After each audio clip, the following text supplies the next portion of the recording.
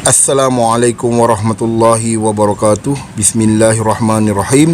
Terima kasih kepada mereka yang telah sudi komen ke dalam video saya. Hari ini kita akan bercakap tentang penceritaan Imam Syafi'i ataupun riwayat hidup Imam Syafi'i dalam versi Syiah. Kita dengar video ni dulu. Dengan cerita menarik yang seterusnya pula, insya-Allah.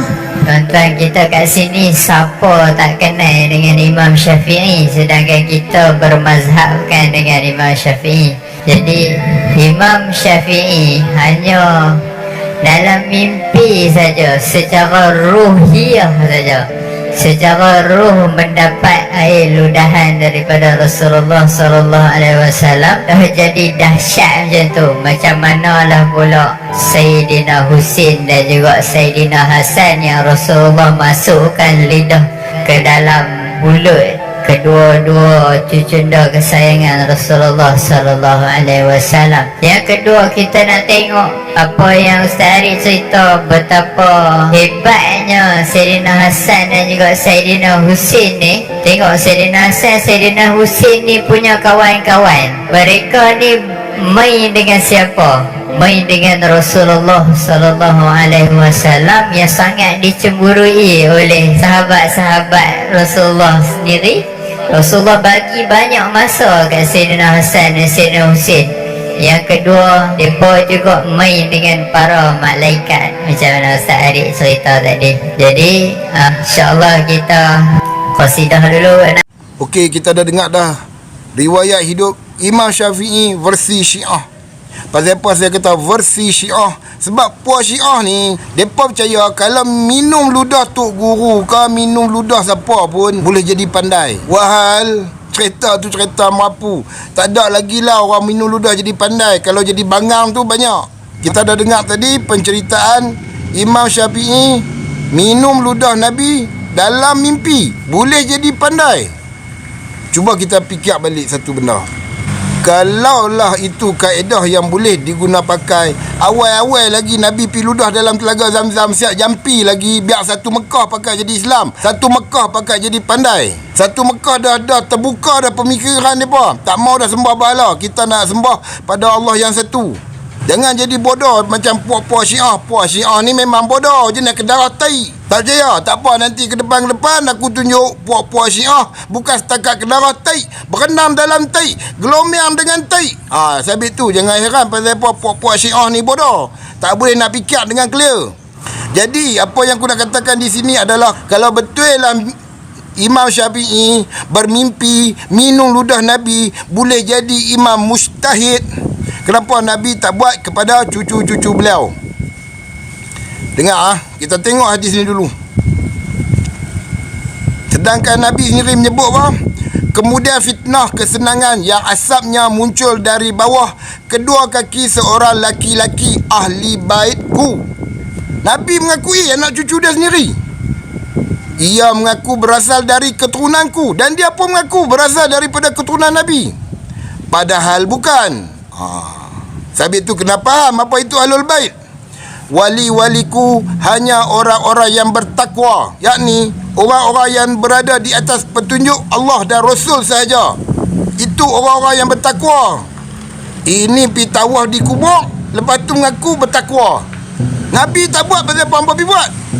Kalau betul lah seperti yang disebutkan tu, kenapa Nabi tak bagi keturunan dia, cucu-cucu dia minum ayat liur dia dalam mimpi, supaya semua jadi lebih pandai, lebih bijak dan mujtahid? Sebab benda tu adalah rekaan puak-puak Syiah yang nak memesongkan akidah.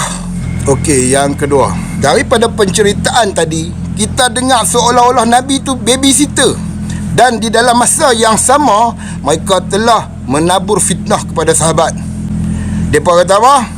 Nabi meluang masa banyak untuk cucu dia Sayyidina Hasan dengan Sayyidina Husin. Dalam masa yang sama mereka menabur fitnah kepada sahabat-sahabat, seolah-olah sahabat-sahabat cemburu kepada Sayyidina Hasan dan Sayyidina Husin kerana Nabi meluangkan masa yang banyak untuk kedua cucu beliau. Jadi di sini aku nak tanyalah, kita fikir betul-betul, adakah Nabi itu babysitter? Dalam masa yang sama cuba menanamkan benih-benih kebencian kepada sahabat, sedangkan perkara tu tak pernah diceritakan di dalam mana-mana kitab riwayat Rasulullah. Okey, yang ketiga, dia abang Saidina Hasan, Saidina Husin main dengan malaikat. Ini semua cerita merepet. Ini semua cerita versi Syiah kepada Majlis Agama Islam Negeri Kedah. Hampa buat apa? Hampa seronok Syiah duk ada dalam Negeri Kedah ke? Aku tanya. Jangan duk marah, aku tanya. Dan kepada JAKIM, hampa buat apa? Konon-kononnya grade, degree lah, ada master lah, ada PhD lah. Hampa buat apa? Kat situ jelas golongan agamawan yang ada sijil ilmu hampa tak bermanfaat. Ilmu hampa tak mampu menghalang ajaran Syiah daripada berkembang di dalam negara Malaysia. Itulah nama ilmu yang tak berkat. Atas dunia, kalau ilmu tak berkat ataupun atas dunia hampa tak mau gunakan ilmu hampa untuk menyekat atau mengengkang ajaran Syiah, mampu isu hampa tanggunglah.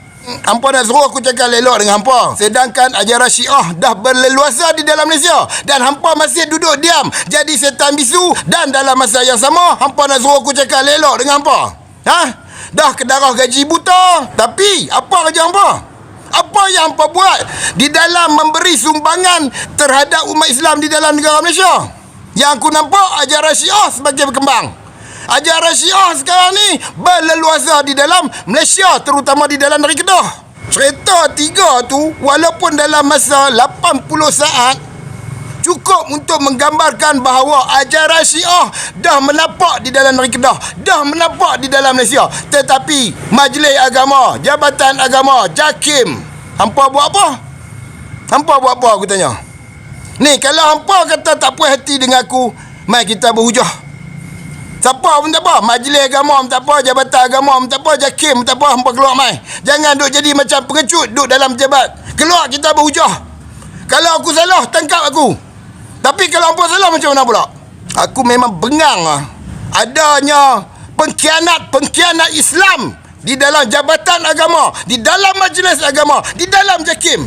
Pasal apa aku kata hampa pengkhianat? Sebab hampa membiarkan ajaran Syiah, agama Syiah berleluasa di dalam negeri Kedah, berleluasa di dalam Malaysia.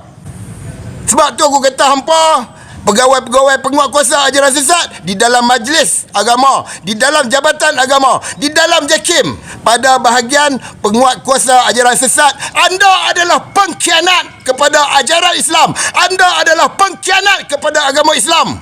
Anda adalah pengkhianat kepada umat Islam di dalam negara Malaysia. Sekian, Assalamualaikum.